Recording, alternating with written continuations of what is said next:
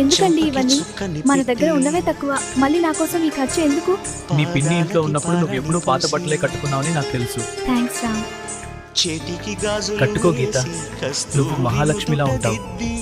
ముత్యానికి ముస్తాబే చేసి మా హృదయాలను గీత, నీతో ఒక ముఖ్యమైన విషయం మాట్లాడాలి. ఏమైందండి? అంత సీరియస్గా ఉన్నారు? ఏమన్నా అనారోగ్యమా?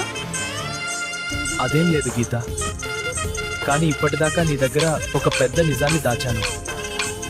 అది నీకు చెప్పకపోతే నా మనసు భారంగా ఉంటుంది. గీత, నేను నువ్వు అనుకుంటున్నట్టు ఈ పేద రామ్ని కాదు. నేను ఒక పెద్ద బిజినెస్ మ్యాన్ని.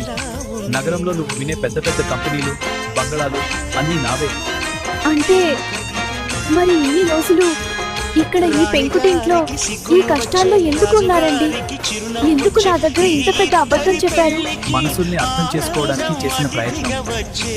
మీ ఇంట్లో నువ్వు పడుతున్న నరకం చూసి నిన్ను అక్కడి నుండి తీసుకురావడానికి నాకు వేరే దారి కనిపించలేదు.